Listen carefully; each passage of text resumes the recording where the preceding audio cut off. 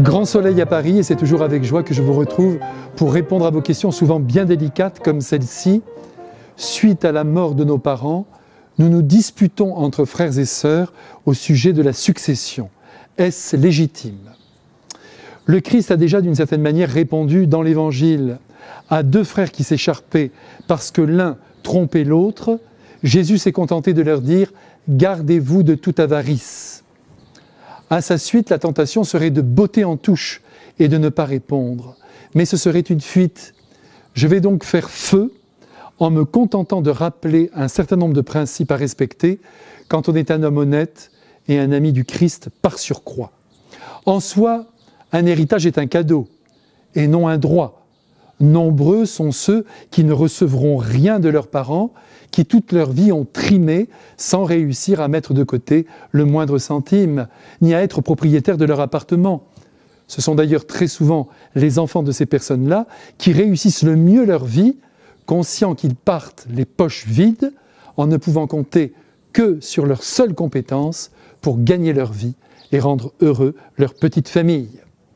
Cela dit, si vos parents possèdent une petite fortune et que vous venez d'en hériter au jour de leur décès, heureux êtes-vous, à moins que leurs biens ne viennent vous tourner la tête et que vous vous jetiez sur le magot comme un chien sur son os, exigeant ceci, exigeant cela.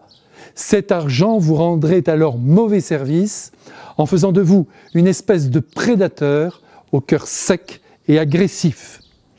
Dans ce partage entre frères et sœurs, personne ne doit être lésé, c'est entendu, cela va de soi. Cependant, n'exagérez pas dans vos revendications. Le plus grand trésor est l'unité de la famille, ne la mettez pas en péril. L'amour fraternel est plus précieux que les euros. Demain, nous le savons bien, quand la maladie et la mort feront leur entrée, nous laisserons tout, argent, maison, meubles, et 100 ans plus tard, ce à quoi l'on tenait de plus partira en salle des ventes, chez des inconnus. Et puis, entre gens intelligents, il y a sans doute moyen de s'expliquer, sans réclamer le secours des avocats. Et calmement, s'il vous plaît, de façon à ce que chacun reçoive la part qui lui est due. Il n'y a rien de pire ici-bas que d'avoir la bouche qui bave devant les biens périssables et de briser des liens en se disputant une commode du XVIIIe siècle. Pauvre humanité qui n'a pas encore compris que l'amour est plus précieux que les billets de banque. À bientôt!